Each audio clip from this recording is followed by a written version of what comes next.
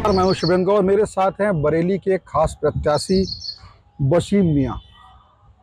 हम वसीम मियां का जिक्र क्यों कर रहे हैं, इसकी वजह है क्योंकि जब चुनाव होता है तो वोटों का गणित भी कुछ प्रत्याशी बिगाड़ देते हैं और उनकी जो पॉपुलैरिटी होती है, जनता में जो उनकी एक स्थान होता है, तो ऐसी युवा प्रत्याशी हमारे साथ एक वसीम मियां, उनसे जानेंगे कि आखिर वो चुनाव क्यों लड़ रहे हैं।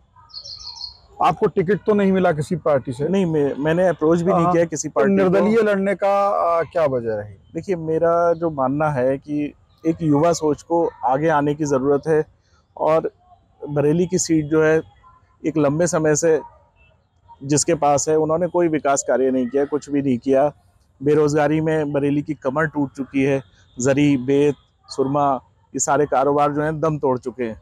13 से ज़्यादा बरेली में फैक्ट्रियाँ बंद हो चुकी हैं और लगभग जितने भी युवा हैं वो एक मजदूरी करके, रिक्शा चला के, ई रिक्शा चला के अपना पेट पाल रहे हैं, परिवार का पेट पाल रहे हैं। जिस तरीके से जो माहौल है, जो हमने अभी जो वास्तव में राजनीति की सत्ता पे बात की जाएगी, जी जी, बात की आप निश्चित तौर पे एक शिक्षित प्रत्याशी हैं। मैंने जानकारी की आपके पास IT में मास्टर डिग्री है, आपकी अपनी एक बहुत बड़ा बिजनेस भी है। लेकिन जिस तरह चुनाव है, एक तरफ PM मोदी हैं जिनके ऊपर पूरी भारतीय जनता पार्टी चुनाव लड़ रही है, एक बहुत बड़ा बैनर है, चित्र है, बहुत बड़ा विजन दिखाया जा रहा है। दूसरी तरफ विपक्ष जो है उनको तमाम मुद्दों पे घेर रहा है और उनको अगर बात आती है कि अगर किसी को BJP के विरुद्ध चुनना है तो निश्चित तौर पर वो इंडी गठबंधन जो है उसके प्रत्याशी की तरफ जाएगा। और यहाँ पर दो प्रत्याशी हैं, छतपाल गंगवार BJP से और समाजवादी पार्टी से प्रवीण सिंह ऐरन गठबंधन। हमने बात की तो बताया कि आप जो चुनाव लड़ रहे हैं, उनका कहना है ये जीतेंगे नहीं, लेकिन ये सिर्फ प्रवीण सिंह ऐरन को हराने के लिए BJP के B टीम के रूप में लड़ रहे हैं।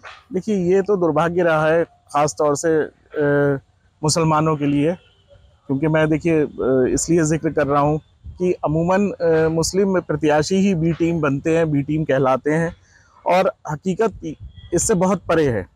जब कभी मुसलमानों में किसी ने नेतृत्व की बात उठाने की कोशिश करी तो उसको यही कहकर नीचे दबाया जाता है कि तुम फला की B टीम हो, फला की B टीम हो, जबकि खुद समाजवादी पार्टी का वोट उसके साथ नहीं है। उनके लिए कोई B या C टीम की बात नहीं करता।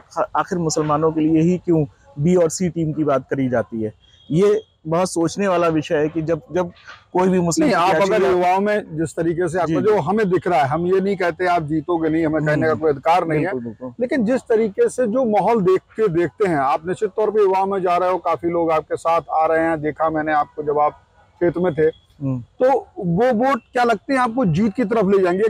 जब लगभग 12-13 लाख वोट पड़ेगा और आपको जीतने के लिए लगभग 4 से 5 लाख वोट चाहिए होगा, तो जीत को तो नहीं होगा ना। आप उस वोट को अगर आपको मिलता है तो क्या दर्शाएंगे उससे? अच्छा, इसी बात का देखिए एक जवाब मैं पिछले 35 साल का रिकॉर्ड आपको उठा के बता रहा हूँ।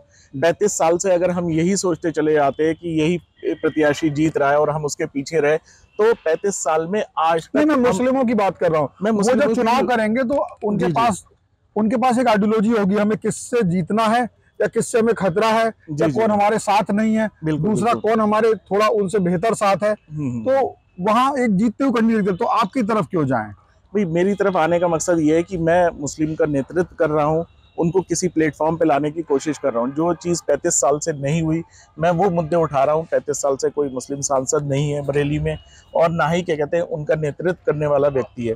मुस्लिम का वोट लेकर तो कई पार्टियाँ जो है बहुत ऊपर आ गई और एक अच्छे मकाम पर चली गई, लेकिन मुसलमानों की कमर तोड़ दी।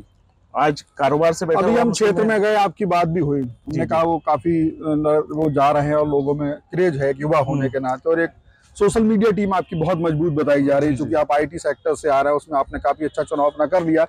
लेकिन लोग बता रहे ये सब इसलिए हो रहा है कि आपका जमकर नाम हो जाए, आप नहीं तो वहां पर उसके बाद में फिर कोई सौदा हो जाए, तो इस पे आप बैठेंगे तो नहीं? नहीं, मेरा ऐसा कोई सौदा का वो नहीं है, लेकिन हाँ, मुझे बदनाम करने के लिए इस टाइप की साजिशें रची जा रही हैं कि भाई फला से आपका सौदा हो रहा है, फला से सौदा हो रहा है। ऐसा कुछ भी नहीं है। मैं किसी का नाम तो नहीं लेना चाहूंगा, लेकिन बहुत सारी ऐसी अटकलें लगाई जा रही हैं। मैं आखिर तक चुनाव लड़ूंगा और लड़ रहा हूँ और लड़ता रहूंगा। जो भी मेरे संसाधन है, ना तो मैं किसी चंदे पर जा रहा हूँ, ना किसी की सपोर्ट पर जा रहा हूँ, सब अपने स्तर से मैं कर रहा हूँ जितना भी मैं कर सकता हूँ।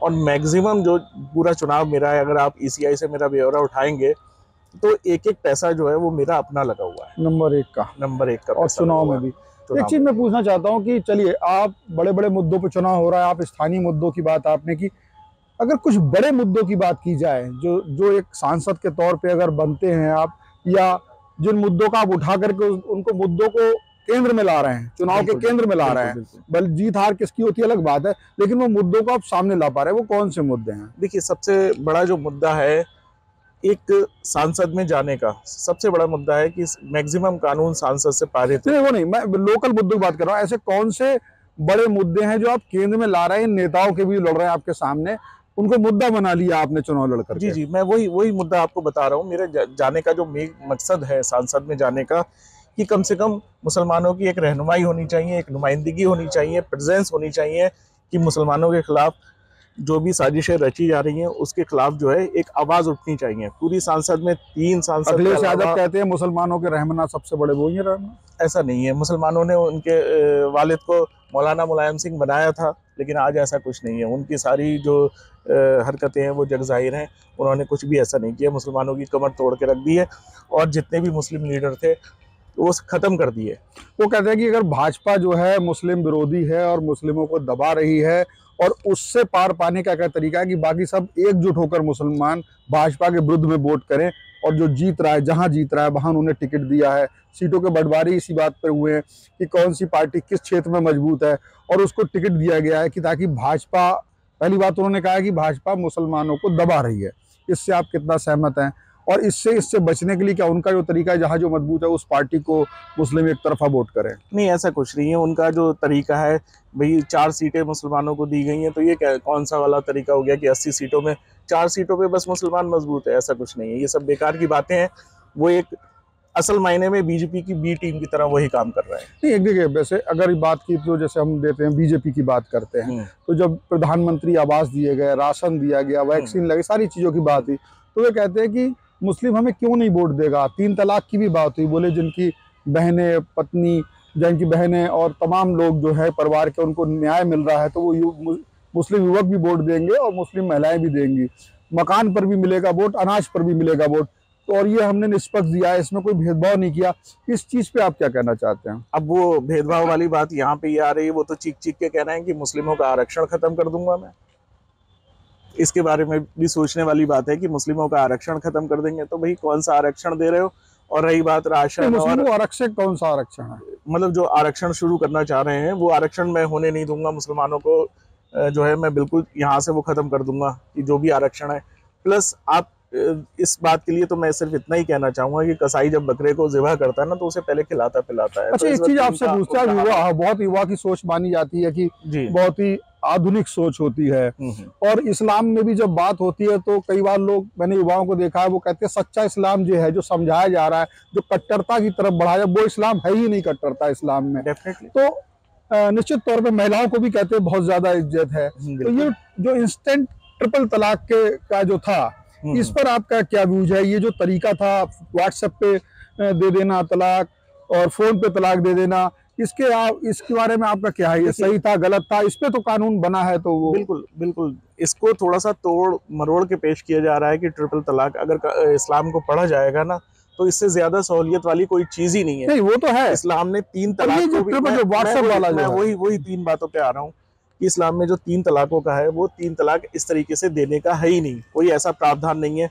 और उसके अलावा भी 3 तलाक को इस स्टेप में दिया गया है। जैसे हमारे यहाँ क्या होता है कि कोई मुकदमा अगर अदालत में आता है तो सबसे पहले ये होता है कि एक नोटिस जारी होता है, फिर दूसरा नोटिस जारी होता है, फिर तीसरा नोटिस जारी होता है, फिर उसके खिलाफ वो तो हम समझते हैं 3 तलाक जो 3 तलाक का जो समय के अनुसार दिया जाता है, वो तो ठीक है, बताया जा रहा है। पर बात हो रही तुरंत जो व्हाट्सएप पे लिखा 3 बार बोल दिया तलाक तलाक तलाक, वो वाला वो गलत है, वो इस्लाम विरोधी तलाक। हाँ, तो उस पर तो जो कानून पास हुआ है वो ठीक ही हुआ ना। फिर उसको अगर वो दे रहा है तो उस पर मुकदमा कायम होना चाहिए। इस तरीके से 3 तलाक का दुरुपयोग मैं कह सकती, 3 तलाक का उसमें मना नहीं है।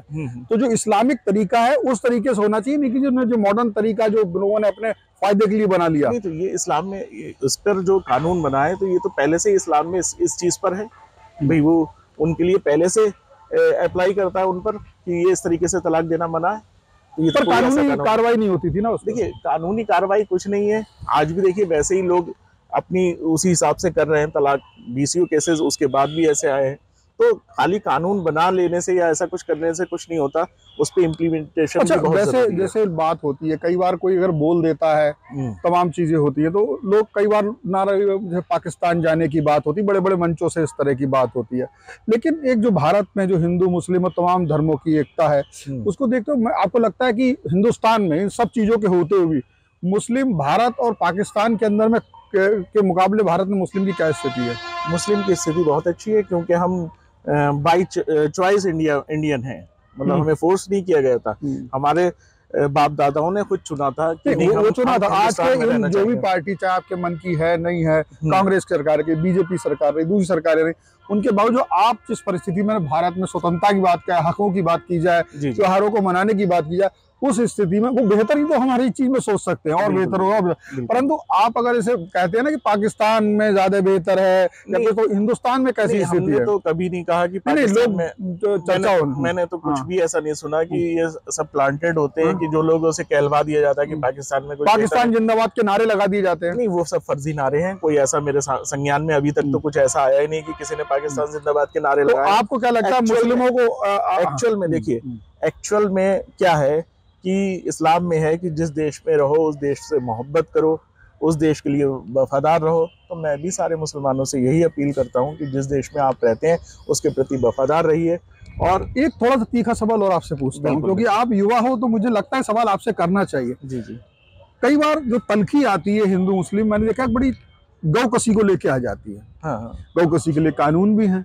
कई बड़े बड़े मौलाना ने ये भी कहा कि गौ कसी हमें नहीं करनी चाहिए, मतलब इस तरीके से ठीक नहीं है, हम जिस देश जो आपने कहा।